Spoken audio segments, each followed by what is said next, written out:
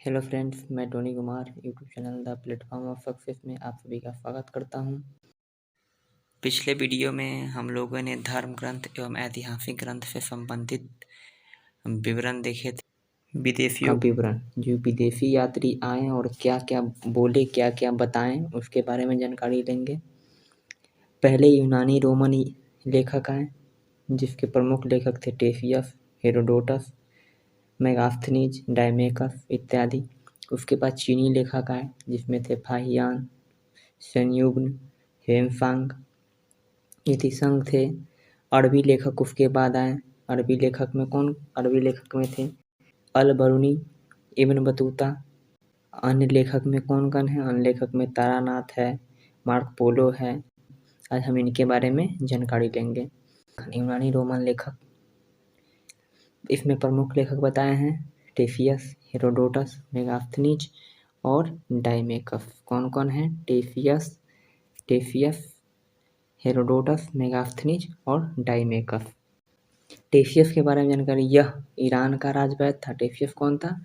Iran का राजवैद्य था। भारत के संबंध में इसका विवरण आश्चर्यजनक कहानियों से परिपूर्ण होने के कारण अविश्वसनीय है।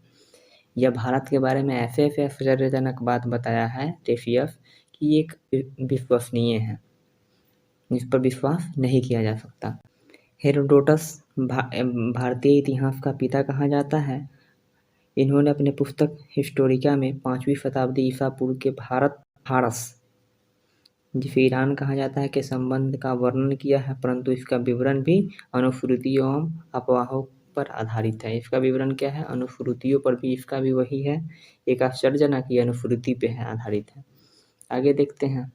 मेगास्थनीज, तीसरे लेखक कौन है? मेगास्थनीज ये सेल्यूकस निकेटस का राजदूत था। यह चंद्रगुप्त मौर्य के दरबार में आया था। इनकी पुस्तक इंडिका है, जिसमें मौर्यकालीन व्यवस्था की जानकारी दी गई है। जब चंद्रगुप्त मौर्य के दरबार में आया था तब मौर्यकालीन ही व्यवस्था की जानकारी देगा ना, तो इसमें मौर्यकालीन व्यवस्था की जानकारी दी गई है। आगे है डायमेकस, यह सीरियन नरेश अंतियोकस का राजदूत था। यह बिंदुसार के राज दरबार में आया था। डायमेकस सीरियन नरेश अंतियोकस का राजदूत था। यह बिंदुसार के दरबार में आया था। उसके बाद है 5वां डायमेकस मिस्र नरेश टॉलमी फिलेडेल्फस का राजदूत, जो अशोक के दरबार में आया था। टॉलमी है 2वीं शताब्दी में भारत का भूगोल नामक पुस्तक लिखा। यह 2वीं शताब्दी में भारत आया और भारत का भूगोल नामक पुस्तक लिखा। आगे प्लिनी, पुस्तक का नाम क्या था? प्लिनी के पुस्तक का नाम नेचुरल हिस्ट्री था। इसमें भारतीय वनस्पति और जीवों की जानकारी मिलती है। पेड़ पौधे, खनिज पदार्थों आदि का विवरण इसमें दिया गया है। नेचुरल हिस्ट्री में कौन लिखे हैं? Pliny ji. Periplus of the Erythraean sea, यह एक पुस्तक है जिसके लेखक अज्ञात है। यह लेखक करीब 80 ईस्वी में हिंद महासागर की यात्रा पर आया था।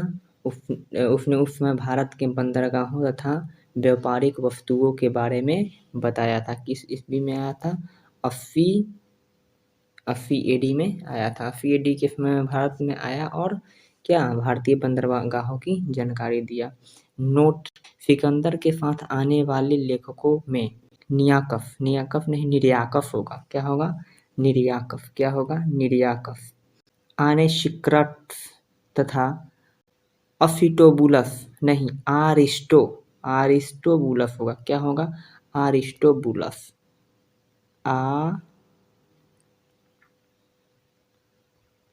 आरिस्टोबुलस होगा। कौन है? आरिस्टोबुलस। मिसप्रिंटिंग हो गया है, आरिस्टोबुलस है।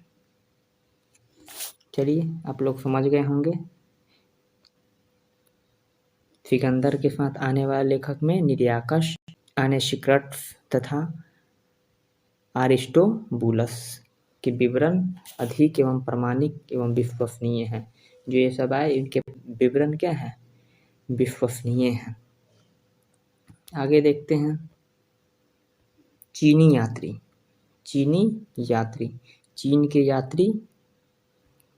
यात्री, इसके प्रमुख लेखक कौन है? फाहियान, संयुग्न, हेमसांग। फाहियान के बारे में यह गुप्त राजा चंद्रगुप्त द्वितीय के दरबार में आया था। इन्होंने पुस्तक लिखी बौद्ध राज्यों का अभिलेख, जिसे फुगोजी क्या है कि चाइनीज था तो नाम होबे करेगा, फुगोजी चाहे चू चू होबे करेगा। CU की हेमसांग लिखे आगे देखेंगे तो इसका नाम होगा फुगोजी, लेकिन इसको हिंदी में बौद्ध राज्यों का अभिलेख कहा जाता है, जिसमें गुप्त काल विशेषकर मध्य प्रदेश की सामाजिक सांस्कृतिक स्थिति की जानकारी दी गई है। यह लगभग भारत में कितना वर्ष 14 वर्ष रहा। अब आते हैं दूसरा चीनी यात्री कौन था? संयुग्न। क्या था? संयुग्न। यह 518 ईस्वी में भारत आया। इसने अपनी 3 वर्ष की यात्रा में बौद्ध धर्म की प्राप्तियां एकत्रित की। क्या किया? बौद्ध धर्म से संबंधित जानकारी एकत्रित किया। तीसरा है ह्वेनसांग। ये 629 AD में आया और 645 AD में गया। इसका मतलब 629 ईस्वी में भारत आया और 645 ईस्वी में चीन वापस लौट गया। यह हर्षवर्धन के शासनकाल में आया था, जो लगभग 15 वर्ष रहा। पुस्तक CU की लिखा, जिसमें हर्षवर्धन के कालीन व्यवस्था की जानकारी दी गई है।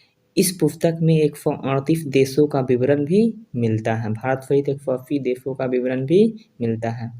इसकी विशेषता, सबसे बड़ी विशेषता यह है कि बिहार में स्थित नालंदा विश्वविद्यालय में अध्ययन और अध्यापक का कार्य किया। मतलब यह बिहार में स्थित नालंदा विश्वविद्यालय में अध्ययन और अध्यापक का कार्य किया।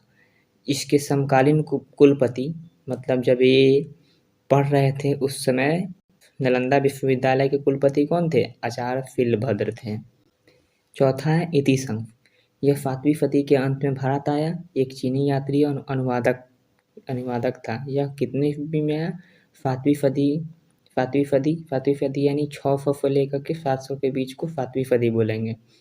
यह चीनी यात्री साथ ही अनुवादक, ट्रांसलेटर था। क्या था? ट्रांसलेटर था। अपने विवरण में समकालीन भारत यानी उस समय के भारत, नालंदा विश्वविद्यालय और विक्रमशिला विश्वविद्यालय की जानकारी दी है। अब आते हैं अरबी लेखक में। इस अरबी लेखक में कौन कौन प्रमुख है? अल-बरूनी और इब्न बतूता। चलिए अल-बरूनी के बारे में जानते हैं। यह मुहम्मद गजनवी के शासनकाल में आया था। किसके शासनकाल में आया था? मुहम्मद गजनवी के शासनकाल में आया था। यह अरबी लेखक है। इनकी पुस्तक किताब-उल हिंद, या जिसे तहकीक-ए-हिंद या इसे भारत की खोज भी कहते हैं। इनकी पुस्तक का नाम किताब-उल हिंद, तहकीक-ए-हिंद या भारत की खोज है, जिसकी भाषा अरबी है। आज भी इतिहासकारों के लिए यह एक महत्वपूर्ण स्रोत है। यह एक विस्तृत ग्रंथ है जिसमें धर्म, दर्शन, त्योहार, खगोल विज्ञान, धर्म, दर्शन, त्योहार, खगोल विज्ञान, समाज के तंत्र मंत्र और सबसे खास बात की राजपूतों का शासन था उस समय, तो राजपूतकालीन राजनीतिक और सामाजिक स्थितियों का भी वर्णन मिलता है। अब कुछ अन्य लेखक देख लेते हैं। अन्य लेखक में है तारानाथ, जो यह एक तिब्बती लेखक थे। इनकी पुस्तक क्या है? कयंगुर या तैंगुर। यह नहीं पूछता है लेकिन फिर भी याद रखिए पुस्तक कयंगुर और तैंगुर है। मार्क पोलो 13वीं सदी के अंत में पांडे राज की यात्रा, किसकी यात्रा पर? पांडे देश की यात्रा पर आया था। यह इटली का यात्री था और पांडे इतिहास की जानकारी इसने दी है। इसने पांडे राज के इतिहास की जानकारी दी है। चलिए बहुत बहुत धन्यवाद। आज पूरा विदेशी यात्रियों से मिलने वाली प्रमुख जानकारियों के बारे में जान गए। कल हम लोग पुरातत्व संबंधी साक्ष्य से मिलने वाली जानकारी के बारे में पढ़ेंगे। चलिए बहुत बहुत धन्यवाद। अगर वीडियो अच्छी लगी हो तो लाइक कीजिए और सब्सक्राइब भी कर दीजिए। चलिए धन्यवाद।